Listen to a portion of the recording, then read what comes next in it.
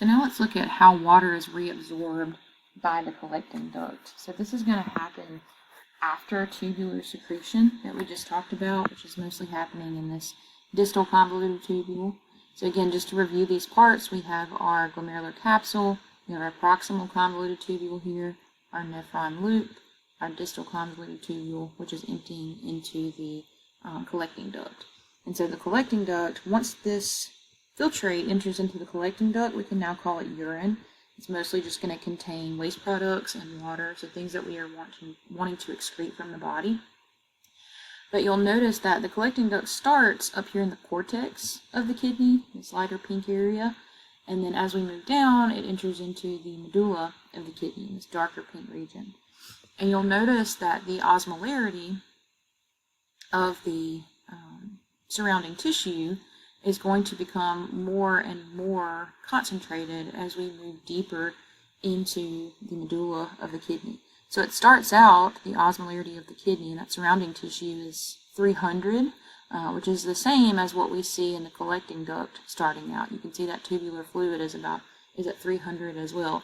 So these are isotonic solutions, meaning there's not really going to be any net movement of water between this collecting duct and the surrounding tissue or blood vessels that are around that collecting duct at this point. But then as we move deeper into the kidney, you will see that this tissue, the surrounding tissue, is becoming more and more hypertonic, meaning there's more salts concentrated in that tissue. And so the water then will get drawn out of the collecting duct towards that salty environment. And so as we move deeper in the collecting duct, you'll see more and more water being drawn out of that fluid, of that tubular fluid, or out of that urine.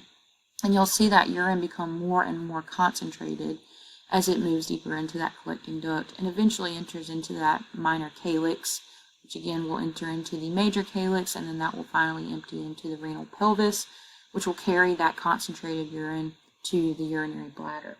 To the ureter, and then finally the urinary bladder.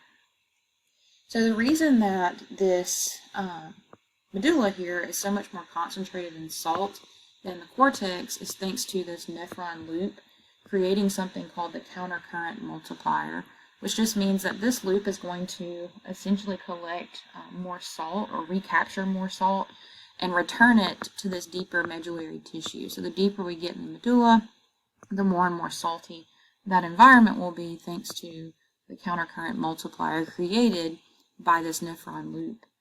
And so that salty environment is what's going to allow us to be able to reabsorb this water or recollect this water from the urine as it's passing through that collecting duct. And this happens through osmosis, right? This water is moving from a higher concentration of water in the collecting duct to a lower concentration of water, a more salty environment of the kidney.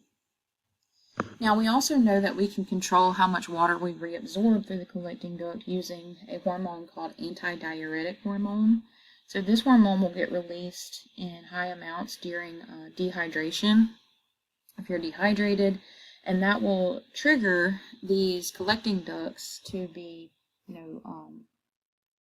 more permeable to allow that water to be reabsorbed more readily. And so that way we can get more water back into our body and we won't lose as much through the urine. So that ADH essentially just causes us to retain more water and prevents us from losing more water. So the way that it makes it more permeable to allow us to reabsorb the water is by installing more aquaporins. So aquaporins are channels in the membrane of the collecting duct that allow that water to be able to leave the collecting duct and then get reabsorbed into those vasa recta capillaries that I mentioned in a previous video. Once that water is reabsorbed, it can be reintroduced back into the cardiovascular system. And so urine output in that case is going to be decreased or reduced. We're not going to produce as much urine, and the urine is going to be much more concentrated. So it's going to be a darker color as well, because you're not going to see as much water in that urine that's being produced during dehydration.